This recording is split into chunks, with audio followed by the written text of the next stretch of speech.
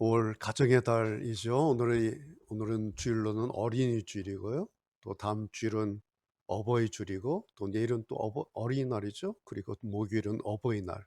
5월 한 달 내내 가정과 관련된 축하하고 감사하고 하는 그런 참 좋은 달이죠.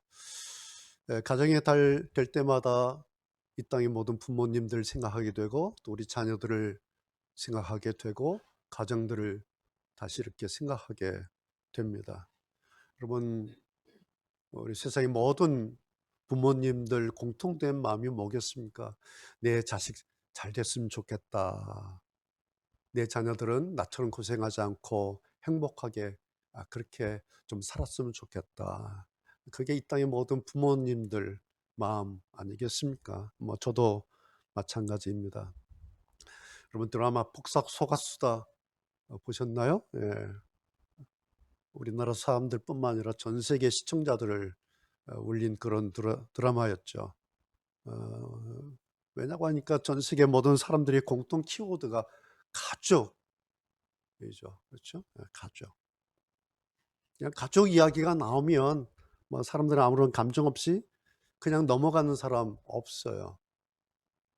그 이유가 뭘까요? 가족 이야기만 나면 사람들이 관심을 갖습니다. 그 인간관계의 그 시작이 가족이죠. 그렇죠? 그 첫 번째가 에덴 동산에서의 아담과 하와, 그 가족, 그 가정. 거기서부터 지구의 모든 전 세계 인류의 가정이 시작되었고 가족이라고 하는 관계가 시작되었죠. 하나님께서 설계하신 인간 관계의 처음 출발점이다. 그래서 가족이라고 하는 것이 인류의 공통 언어가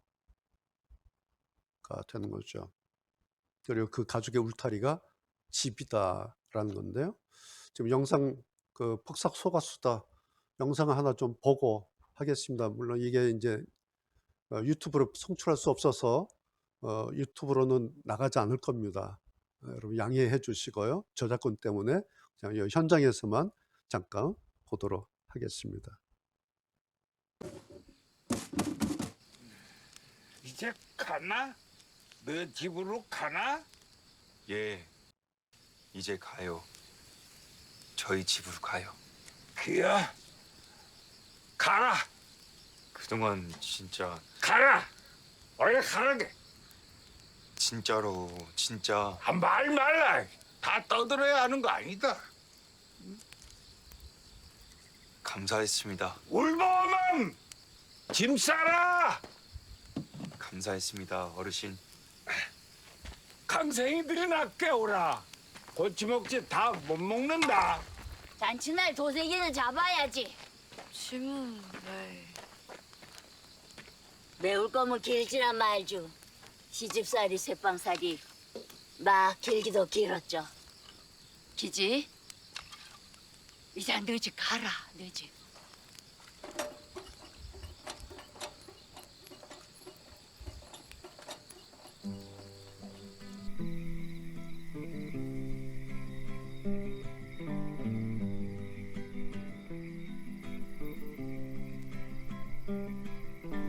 하얀 물결 위에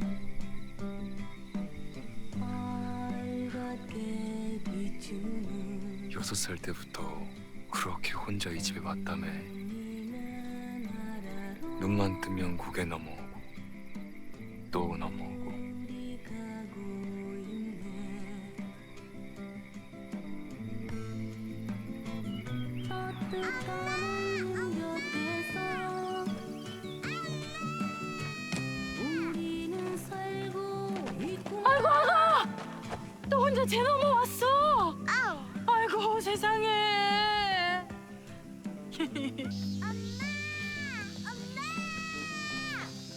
더워.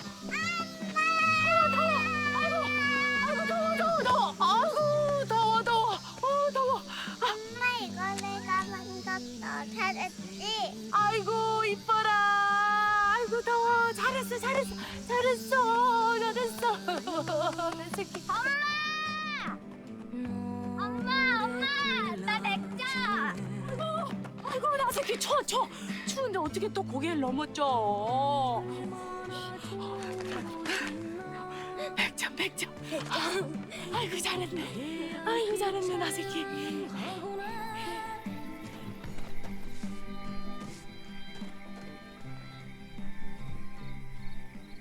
엄마 집이라 그렇게 좋았다며. 여기만 오면 엄마 밥 냄새 나는 것 같다며.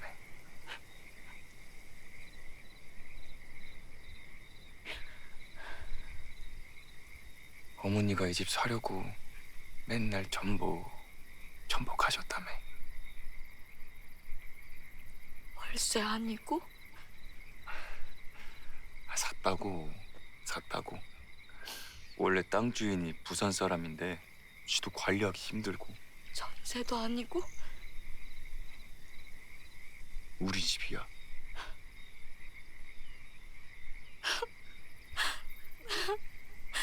나 집 처음 가져봐. 그놈의 집, 뭔 놈의 구쟁기도 개딱지도 다 지집이 있는데 맨날 나만 집 없어. 엄마 집도 작은 아빠 집도 연병철 아저씨네 집도 도동이 집도 다 그냥 내 집은 아닌데 내 이거는 진짜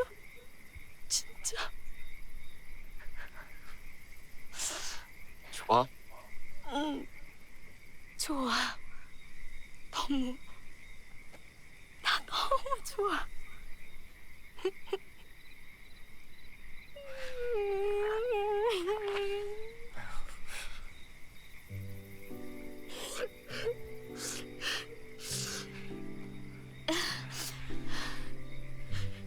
다음엔 더 큰 집 사올게. 그냥 대궐 같아. 내 집이라니까 막 더 대궐 같아.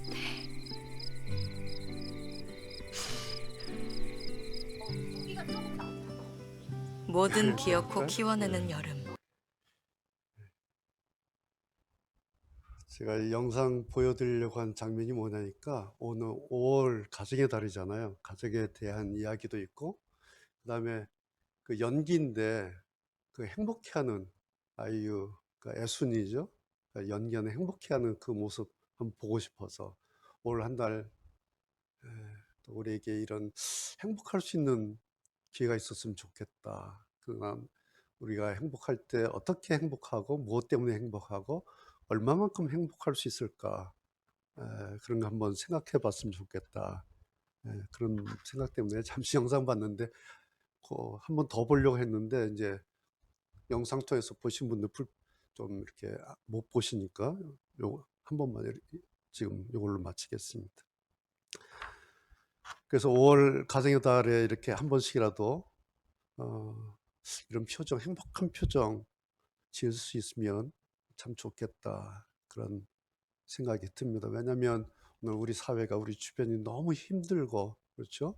예. 그래서 참 웃을 날이 별로 없이 이렇게 긴장되고 이제 6월 3일 대선이죠.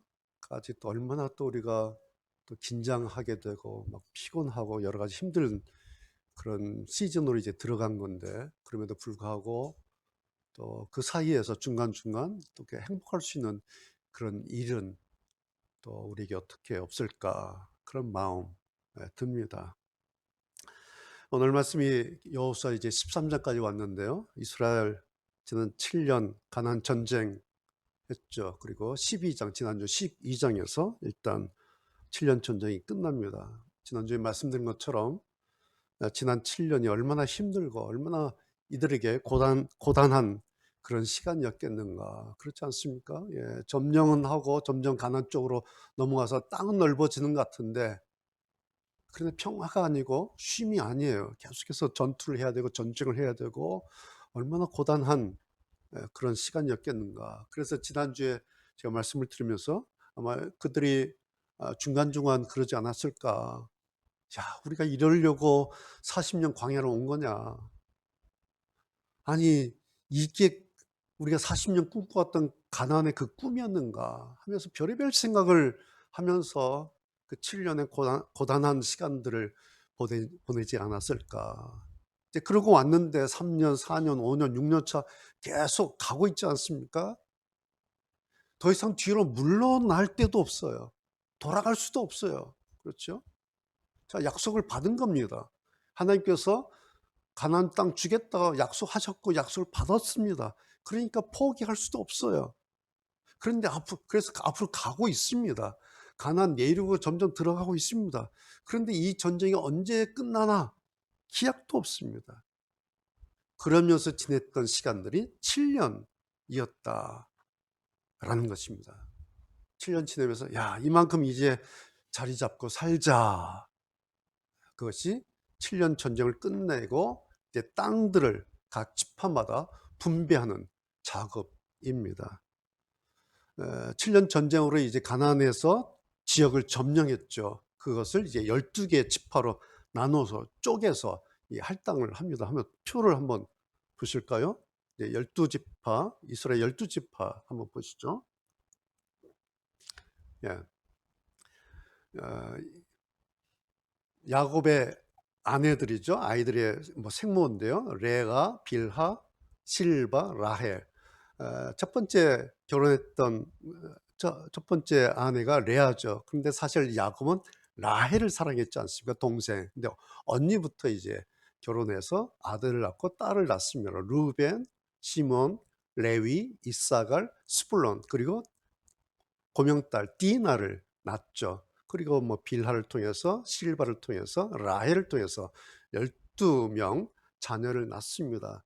그런데 성경에 보면 땅을 분배할 때에 레위 지파 셋째 아들 레위는 제외가 됩니다. 제사장 지파니까 땅을 지역을 못 받습니다. 그러면 이제 11지파가 되지 않습니까? 그런데 이스라엘은 12지파라 그래요. 뭐냐니까 11번째 아들 요셉, 국무총리 된 그 요셉의 두 아들이 있었는데 에브라임과 므낫세야. 그래서 각각 에브라임 지파, 므낫세 지파 이렇게 추가가 됩니다. 그래서 레위는 빠지고 두 지파가 더해져서 결과적으로는 12지파가 됩니다. 이것이 이스라엘의 12지파고 이 12지파들에게 땅을 분배를 하게 됩니다. 자, 12지파가 기업으로 땅을 받았다고 하는 것은 그 땅이라고 하는 것이 땅 몇 평이 아니라 한 지역을 말해요.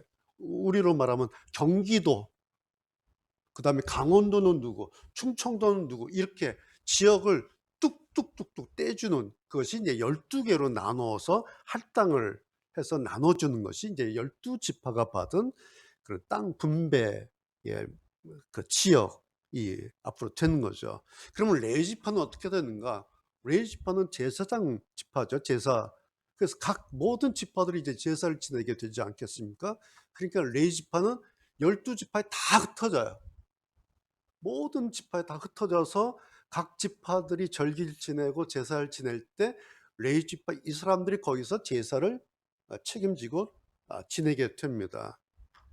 그러기 위해서 각 지파 땅 그 지역에 하나씩 받아요. 뭐 성읍이라고 하는 것을 받아요. 성읍이라고 하는 것이 그냥 그 지금의 말하면 종교부지 같은 거예요. 레위 지파들이 거하는 종교 지파들 하나씩 이렇게 받아서 거기에 거주하고 거기서 뭐 텃밭을 일구고 거기서 일상생활을 하면서 제사가 때가 되면 또 제사를 주도해서 드리는 그런 역할을 합니다. 그러니까 레위 지파는 어떤 특정한 지역의 땅을 가지지 못한 그런 지파죠. 말씀드린 것처럼 제사장 역할을 하기 위해서 그 목적으로 각 그 지역에 뭐 귀퉁이 한쪽을 얻었다 할까요? 뭐 거기서 이제 텃밭을 일궈서 먹거리를 얻기도 하고요.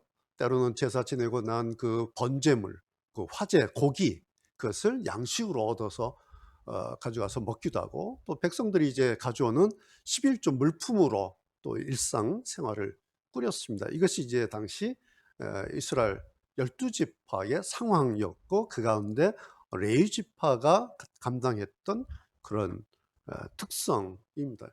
자, 이런 기준에 의해서 이제 7년 전쟁 끝에 이제 이 12지파에게 땅 분배가 끝납니다. 이 기록이 오늘 13장부터 22장까지 계속해서 어떤 지파가 어디를 할애받고 어떤 지파가 어느 땅을 지역을 받았다라는 것이 계속해서 기록되어 있습니다. 22장까지요. 자, 개역 성경에서는 이 땅을 기업이라고 얘기를 나옵니다. 기업을 받았다. 하나님께서 기업을 주셨다. 그런데 그 기업이 영어로 보면 상속이에요. 상속을 받았다. 상속을 주었다. 그래서 그 땅을 상속으로 지역을 할당해서 띄어서 준 겁니다. 이것이 이제 12지파 땅 분배하는 그런 개념이에요. 그러니까 12지파는 상속으로 땅을 할당받았는데 오늘 성경에 보니까 레위 지파는 땅이 아니라 하나님을, 땅 대신 하나님을 기업으로 받고 상속으로, 오늘 특별히 우리가 읽은 쉬운 성경에서는 선물로 받았다, 이렇게 번역이 되어 있어요. 저는 이 번역이 너무 좋은 번역이고 참 의미 있는 번역이다 싶습니다. 그러니까 레위 지파는 땅 대신 하나님을 이렇게 받았다라는 거예요. 오늘 이 말씀을 좀 드리려고 합니다. 자, 그런데 여러분 생각해 보세요.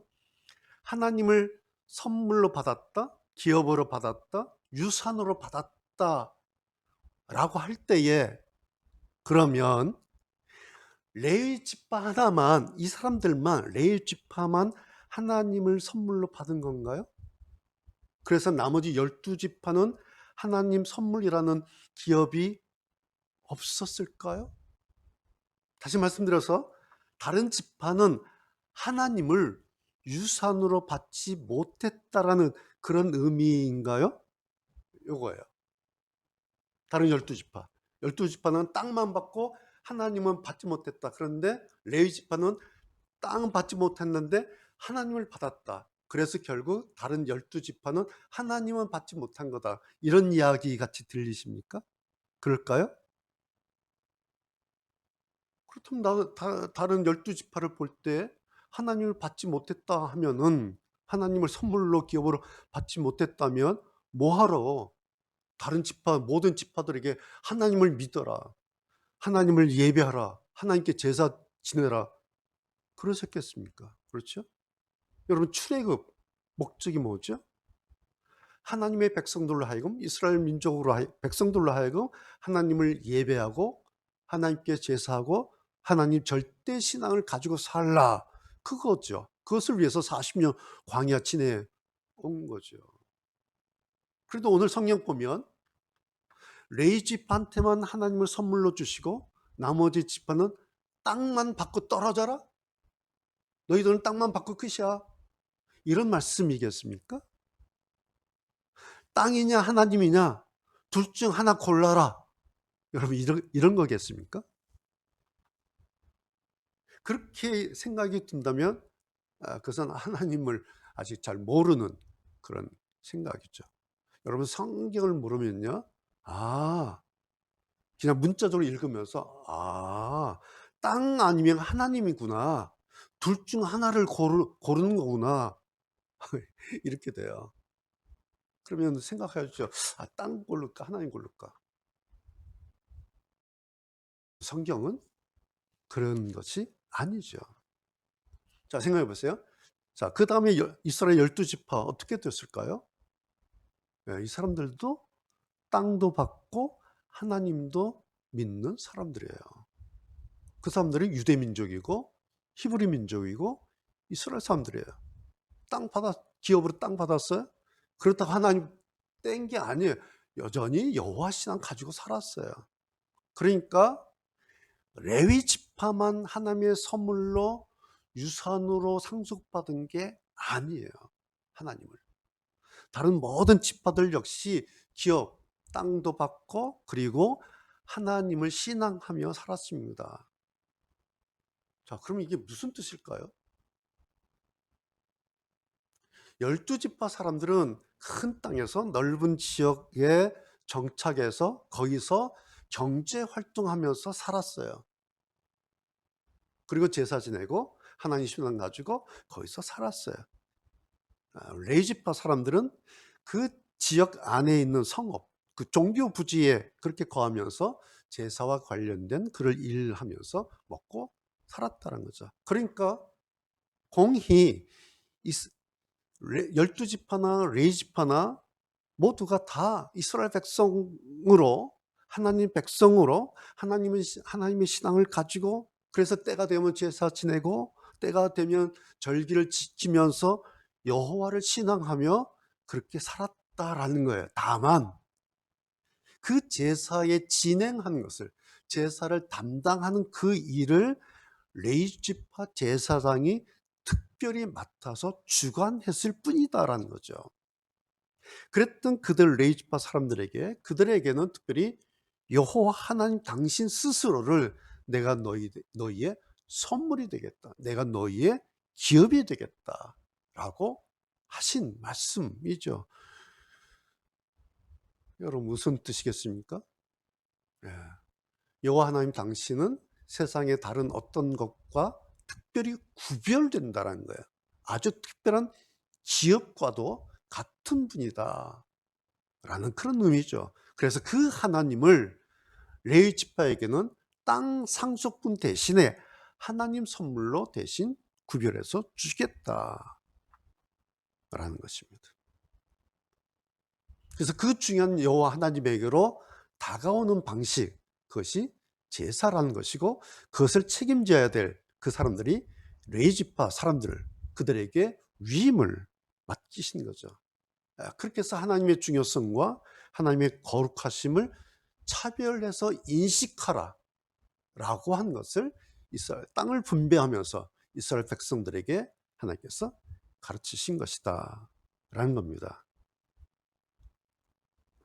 그러니까 땅 분배하면서 레위지파에게 하나님을 선물로 주셨다고 하는 그 의미는 하나님의 그 중요성, 하나님의 그 거룩하심, 하나님의 특별하심, 그것이 강조되는 부분이었다라는 말씀입니다. 그런 의미에서 레위지파가 중요하고, 그런 의미에서 레위지파가 특별한 의미를 가졌다는 겁니다. 여러분, 레위지파 자체가 무슨 혈통적으로 혹은 신앙적으로 혹은 레위지파라고 하는 어떤 가문 때문에 그들이 특별하고 의미가 있다는 의미가 아니에요. 한국에서 많이 오해되는, 지금 물론 레위지파 없어요. 목사님, 저도 목사지만 저는 레위지파가 아니에요. 저는 장시예요. 장시 사람이에요. 저는 레위지파 아니에요. 근데 의외로 한국 교회 안에 목사님들 레위지파로 이해하는 이해가 너무 많아요. 그래서 목사님들 레위지파 대하고 목회자 자신들도 자기가 레위지파인 줄 알아요. 지금 시대가 어느 시대인데요. 이건 성경을 잘 이해하지 못하는 거예요. 그래서 레위지파가 특별하다, 레위지파가 우월하다, 레위지파가 무슨 혈통적으로 이렇게 이해를 함으로써 목사님 자신이 혈통적으로 이렇게 이해하는 이런 혼동이 한국교회에 너무나 많은 것을 보게 됩니다. 그것이 한국교회를 어지럽히는 단서입니다, 사실은. 여러분, 다시 강조해서 말씀드리지만 레위지파로는 하나님께서 특별한 임무를 맡기셔서 특별한 지파가 됐을 뿐이에요. 제사라고 하는, 당시 제사라고 하는 하나님께만 향하도록 하는 이 특별한 임무를 맡기셔서 그것을 담당했기 때문에 레위지파가 특별한 지파가 됐을 뿐이지, 레위지파라고 하는 그 지파의 우월성을 의미하는 것이 아니다라는 거예요. 오히려 그렇게 함으로써 저 특별한 것을 저 지파만 하는구나. 왜? 하나님께서 특별한 분이시니까 라고 하나님의 특별하심을 드러냈을 뿐이다. 이것이 핵심입니다. 여러분, 질문 하나 할까요? 우리 교회는 질문 드릴 것도 없어요. 이런 질문이에요. 자, 12지파 봤는데요. 이 이스라엘 12지파 가운데 가장 우월한 지파는 어느 지파죠? 12지파 가운데 가장 우월한 지파. 좀 쉽게 할까요? 예수님의 12제자 있잖아요. 예수님의 12제자 가운데 가장 우월한 제자는 누구죠? 가장 중요한 제자 누구죠? 가장 뛰어난 제자 누구죠? 기억납니까? 예수님의 12제자 가운데. 자, 한 번 더 할까요? 다윗, 아브라함. 누가 더 우월한 인물입니까? 아브라함과 다윗. 누가 더 우월합니까? 누가 더 특별합니까? 하나 더 할까요? 신약으로 넘어와서 베드로와 사도 바울. 누가 더 중요한 사도입니까? 베드로와 바울과. 마지막. 오늘 우리로 이제 구약 했고 신약 했고 이제 오늘 현대. 자, 교회 안에 목사, 장로, 권사, 집사, 직분 있죠. 가장 우월한 직분은 뭡니까? 답이 나왔죠. 이제 이렇게 질문합니다. 예. 그래서 여러분, 우리가 성경을 세상의 관점, 사람의 관점에서 저울질하기 시작하면 그건 이미 하나님의 이야기, 히스토리, 그 성경이 아니에요. 누가 우월하냐, 누가 우월하냐 막 따지고 하는 건 이 세상의 관점으로 성경을 들여다보기 시작하면 그것은 이미 성경이 아니에요. 흔히 기업이라고 할 때 그 영어의 포인트가 뭐죠? 사람들 생각에는 그냥 오는 그 이미지가 기업, 땅이에요, 땅.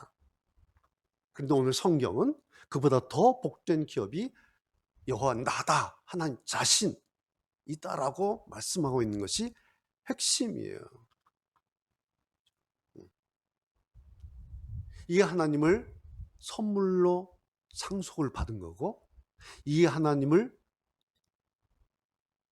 유산으로 전하는 것, 그것은 단지 레이지파 사람들만의 영역이 아니죠. 예. 오늘 33절에 레이지파에게 하나님 당신을 선물로 기업으로 주겠다 하셨다 해서 하나님이란 선물은, 하나님의 상속은 레이지파의 소유물이다, 이런 의미가 결코 아니죠. 오늘 우리까지 그대로 이어지는 것입니다. 한국교회 선교 140년 역사죠. 140년 전에 외국의 선교사님이 이 땅에 오셔서 하나님의 이 말씀을, 복음을 전했죠. 그들로부터 140년 전에 하나님을 전해 들었습니다. 그러면서 하나님을 가장 위대한 선물로 한국교회가 상속을 받았어요. 이것이 한국교회가 140년 선교를 통해서 얻은 가장 큰 선물이에요. 140년 전에 그 선교사님들의 수고 헌신 때문에 오늘 우리에게 여호와 하나님이라고 하는 가장 위대한 선물이 우리에게 남아 있는 것입니다. 주어진 겁니다. 그것을 받은 거죠. 저는 이것을 생각하면서 똑같은 원리예요. 지금 정갑석 선교사님 네팔에서 선교하시죠. 물론 많은 선교사님들이 전 세계에 흩어져서 선교하십니다. 특별히 전 정갑석 선교사님 생활 때마다 다리도 온전치 않으신데 그냥 오지 산골 막 12시간, 13시간 버스 타고 들어가시는 거예요. 근데 그의 그 발걸음이 오지 산골에 하나님을 선물로 얻게 할 것이다. 그렇지 않습니까? 예. 저 우리 사진 봤죠? 교회가 다 완공됐고, 징검다리 돌 이렇게 또 뭐라 그래요? 뭐죠? 돌 다리도 아니고 뭐예요? 질도 놔줬고 그 안에서 찬송하고. 그래서 정겨운 우리 옛날 시골 교회를 생각하는 그 교회가 네팔 거기에 그냥 산인이었잖아요. 거기에 주황색 지붕에 교회가 세워졌어요. 우리 교회가 뭘 했습니까? 미안하고 부끄럽죠. 조금씩 후원했던 그뿐이 없어요. 선교사님 위로해드리고 격려해드리고 칭찬해드리고 존경해드리고 기도해드리고. 그런데 그 씨앗이 거기에 교회가 있게 됐고 거기서 찬송을 하고 예배를 드리고 있습니다. 아마 거기서도 100년 지나서 140년 지나면 한국교회처럼 오늘 우리처럼 하나님 선물이라고 하는 이 열매들이 그 네팔 오지에 주렁주렁 달리게 될 것입니다. 오늘 저는 가정의 달을 맞이해서 이 말씀을 여러분에게 드리고 싶습니다. 140년 전에 이름 모를 그들이 우리에게 이 하나님 선물을 이렇게 전해줬듯이 오늘 우리도 선교사님을 통해서 선교 사역을 통해서 하나님 선물을 그들에게 이렇게 전해졌으면 좋겠다, 그런 마음이 듭니다. 그러면서 아까 영상을 봤지만은 가정의 달 5월을 맞이하면서 특별히 하나님이라고 하는 이 선물 때문에 우리도 한번 크게 기뻐하고 정말 행복했으면 좋겠다. 다른 것 둘째 치고 하나님 때문에 좀 기뻐할 수 없을까? 하나님 때문에 좀 행복했으면 좋겠다. 물론 아까 영상에서 봤지만은 물론 드라마죠. 물론 연기예요. 친정 엄마의 돌아가신 엄마의 그 초가집 하나 얻었잖아요. 그 앞에서 막 그 애순이가 얼마나 행복해하는지. 저는 이런 연기가 어떻게 나왔을까? 그 표정이, 그래서 그 다시 보고 싶었던 게 그 표정이었어요. 얼마나 행복한 그 표정이었는가. 그 초가집 하나, 내 집이다. 초가집 앞에서 그러지 않습니까? 여러분, 오늘 우리에게 선물이 있잖아요. 하나님. 나에게 하나님이라는 선물 하나가 나에게 있구나. 이거 기억하셨으면 좋겠어요. 그냥 늘 하나님은 뭐 10년, 20년 오랫동안 믿다 보니까 그냥 당연시 여기는 거예요. 하나님 뭐 믿는 거지, 뭐 하나님께 기도하는 거지, 뭐 하나님 예배하는, 하나님 계시지 뭐. 너무너무 이것이 당연시 되어서 이 하나님이 오늘 나에게 매일매일의 선물이라는 사실을 우리가 놓치고 살고 있지 않는가. 그래서 하나님 때문에 행복해하는 이 사실을 우리가 놓치고 살고 있지 않는가.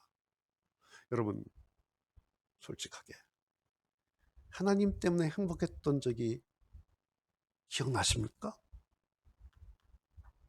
하나님 때문에 그 예수님처럼 좋아, 난 너무 좋아 라고 감격하고 행복하고 기뻐했던 그 일이 언제였을까요?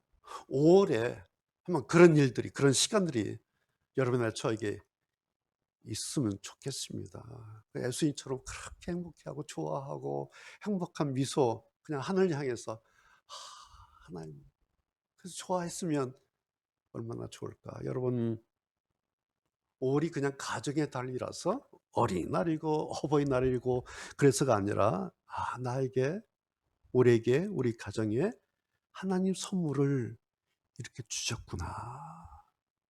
나에게 이 선물이 있었구나. 우리 가정에 이 선물이 있었구나. 우리 자녀에게 이 선물이 있었구나. 라는 이 이유 때문에 그거 하나만으로도 행복하고 감사한 그런 올 한 달 되셨으면 합니다. 여러분, 기업으로 상속받은 이 하나님의 선물 우리가 잘 부모된 우리가 잘 가꿔서 이 다음 우리 자녀들에게 또 가장 복되고 위대한 유산으로 그렇게 우리 자녀들에게 넘겨주면 이보다 더 큰 유산은 없을 겁니다. 물론 있으면 땅도 좋은 유산이죠. 그렇죠? 재산도 좋은 유산일 수 있어요. 그리고 부모님의 정신도 좋은 유산이에요. 부모님의 그 사랑도 좋은 유산입니다.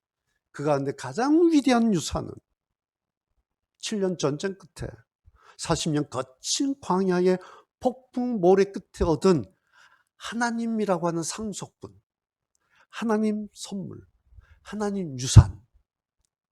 여러분, 이것이 그들이 47년 광야를 통해서 얻은 가장 큰 유산이었다.